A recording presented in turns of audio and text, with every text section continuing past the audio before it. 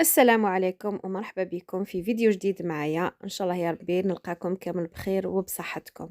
فيديو اليوم كما راكم تشوفوا رايحين نديروا ان شاء الله حشيش كويرات ولا كويرات بالسميد والاعشاب. هذه الوصفه هذه وصفه صحيه، شغل عندك صيدليه في البيت. نديروا فيها خليط من الاعشاب تاع منطقه تيبازا، خاصه المنطقه الغربيه لولايه تيبازا، داموس، قورايا وكامل يديروها بزاف.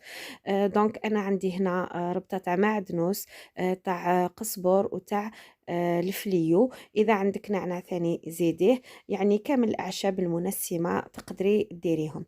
الوغ الاعشاب تاعي كنت غسلتهم واحد 3 فوا، شللتهم مليح، نحيت لهم كامل هذوك يعني الحاجات اللي مترسبين فيهم كيما التراب، كيما واحد التخشات تلقاوهم خطرات ولا شي حشاوش ما عندهم حتى فايدة، تقدروا تنحوهم. بعد ما تنظفوهم مليح بيان سور تجيو تقطعوهم كيما راكم تشوفوا. انا درت شوية من دوك الاغصان، اللي حبت دير الاوراق وحدها تقدر دير. تقدري تضيفي معاهم أي أعشاب منسمة تبغيها وتعرفيها باللي صحية، يعني كامل لي بلانت ميديسينال مليحة لهاد الوصفة هذه. كما قلت لكم أمهاتنا وجداتنا كانوا يديروهم.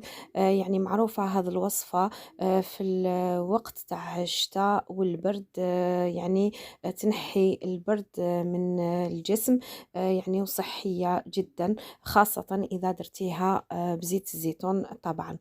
إذا نكمل نقطع جيدا الأوراق تاعي، الحشائش تاعي ولا الباقة تاع الحشائش، نديرهم كامل في جفنة. يعني هذا الوصفة هذه تتطلب بزاف الحشيش كما راكم تشوفوا. في حالة ما إذا كانت عندك أوراق ثوم، راح تجي هايله باوراق الثوم ثاني، تقطعيها تشليها مليح وتقطعيها رقيقه. انا عندي اوراق تاع البصل الاخضر، رايحه نستعملهم بعد ما غسلتهم بيان سور. رايحه نقطعهم كما راكم تشوفوا، نقطعهم قطع صغيره وندير نضيفها للوصفه تاعي. اذا هاد الكريات رايحين نديروهم ان شاء الله بالسميد المتوسط ولا الخشن. يعني تقدري تستعملي المتوسط كما تقدري تستعملي الخشن، ما نستعملوهمش بالدقيق رطب تاع المسمن، لا استعملوهم بالدقيق اللي نديرو به سميد، اللي نديرو به البسبوسه فوالا، ولا اللي ديرو به قلب اللوز كذلك مليح.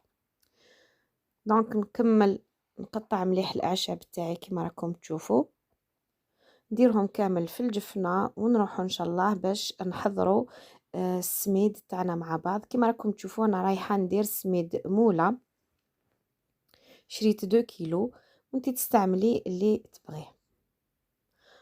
الوغ هنا ما رايحاش نستعمل كامل هذوك لي 2 كيلو، في الاول رايحه نستعمل فقط النصف ومن بعد نشوف اسكو نضيف ولا لا.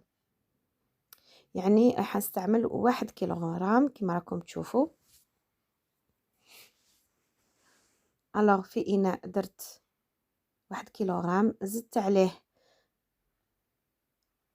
حوالي ربع مغارف كبار تاع زيت المائدة العادية، شوية ملح، ما تكثروش الملح، شوية فلفل الكحل، شوية قرفة، أنا درت القرفة، شوية تاع الحار الحمرا اللي حبيت يجو شوية حارين، شوية كمون.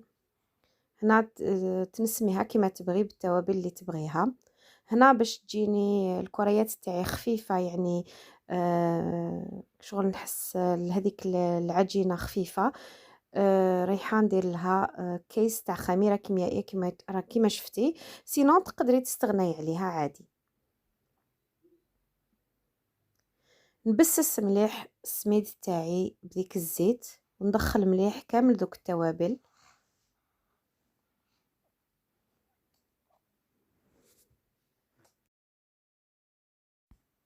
هنا حبيت نضيف لها انا ان كوب تاع مرق الدجاج، مكعب تاع مرق الدجاج. هنا اللي تحب تضيفو رايحه يعطينا بنه هايله، اللي ما تبغيش معليش تستغنى عليه، انا فقط نحب نضيفه دايما. هنا فضلت اني نذوبو في شويه تاع الماء باش ما يقعدوليش دوك الحبيبات باسكو مالحين شويه. دونك ذوبته في الماء باش من بعد ان شاء الله نضيفوه مع الماء الاخر اللي رايحه نرش به السميد تاعي. هنا كيما شفتوا دمجت السميد مع هذاك الحشيش، يعني خلطهم مع بعض. ضفت لهم شويه تاع زيت زيتون، داك الإناء الأبيض فيه زيت زيتون. ضفت لهم هذاك المكعب تاع مرق الدجاج، ونبدا نضيف تدريجيا في الماء. درت واحد الكاس، نبدا ندير غير شويه، يعني ما نكثرش الماء بزاف، غير شويه، غير كيش نقدر نطم، غير كيش نقدر ندير دي بولات كريات. وفي نفس الوقت راني نخلط مليح باش كامل المقادير يندمجوا فيما بعضهم، يعني باش هذاك السميد ياخذ كامل نكهات. هنا لاحظت بلي ما قدرتش نحكم مليح يعني ما قدرتش ندير كريات لانه خصني شويه سميد، باسكو هذاك الحشيش ما يقدرش ينطم وحده. دونك جيتي اوبليجي باش نضيف شويه تاع السميد، يعني اون تو درت هنا كيلو وربع. لكن هاد الكميه دارت لي يعني كميه كبيره بزاف، الله يبارك. يعني كسكاس معمر ما شاء الله سوبر بوزيت. درت 3 زيتاج، الله يبارك. دوك تشوفوا كيفاش نروحو نطيبوه ان شاء الله. نفوروه. بالنسبه لطريقه الطبخ، كاين وين تقدروا ديروه يعني فور على مرقه، دوك نخدموا المرقه مع بعض، كيما تقدروا طيبوه مباشره في المرقه، يعني لكم الاختيار. انا نبغي نفورو. هنا دهنت السنيوه تاعي بالزيت، نبدا ندير الكريات تاوعي ينطموا لي بكل سهوله. الان راني نستعين بشويه تاع زيت، راني حاطه قدامي دوك نوريها لكم. في كل مره راني ندهن بشويه تاع الزيت ونطم مليح. كيما وريت لكم البول هذاك فيه الزيت راهو قدامي، كي نحتاج الزيت ندير شويه هكذا في يدي باش نقدر نطم مليح الكريات تاوعي.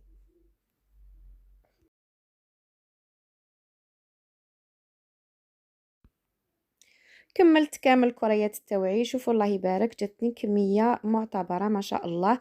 السنيوه هذه معمره، وكما شفتوا الحبات اللي قعدوا لي في الجفنه. هنا رايحين ان شاء الله نديروا المرقه تاع الفول اليابس اللي نقولوا احنا عندنا ابيصار. الوغ هذه المرقه تاع الفول اليابس ناخذ كميه تاع الفول. هنا عندي واحد 300 غرام تاع الفول هذا اليابس، بيان سور غسلته مليح.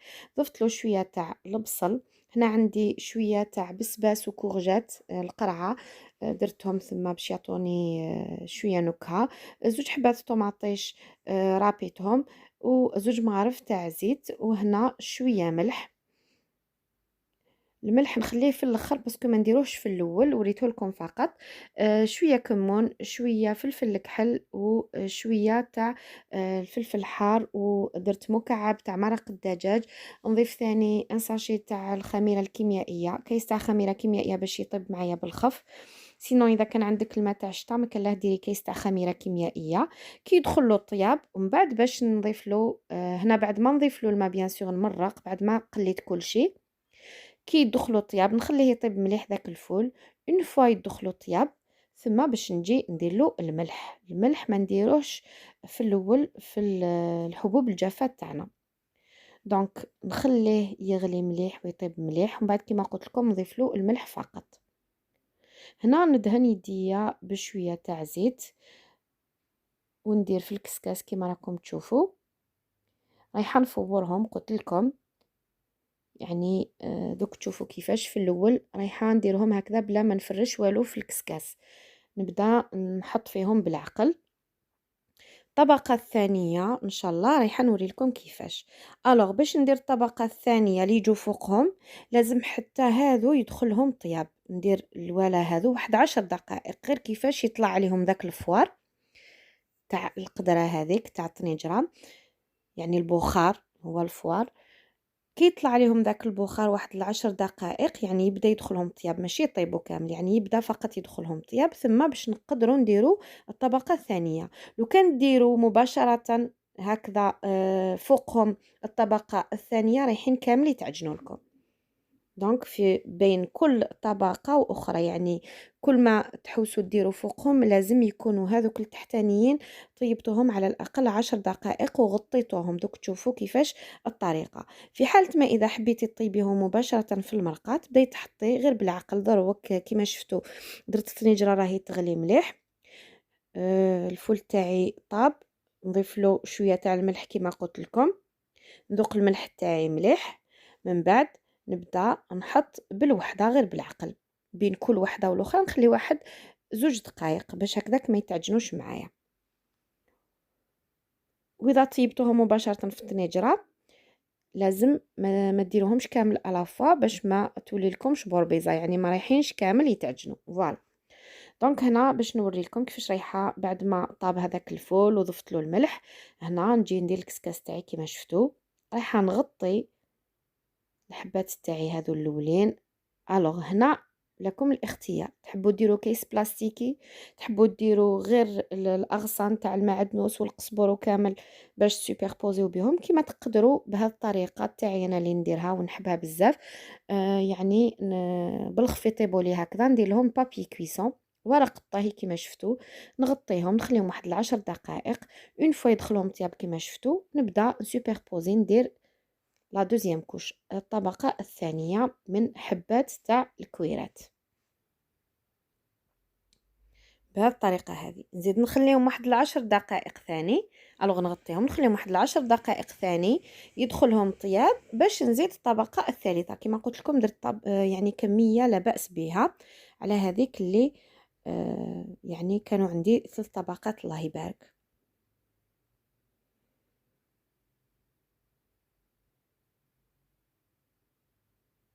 ونزيد ثاني نغطي هذه الطبقة بالبابي كويسون.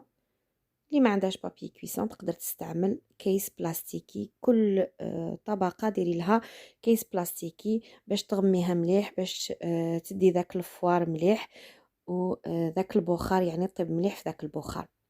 شوفوا الله يبارك راهم هنا طابوا يسمى.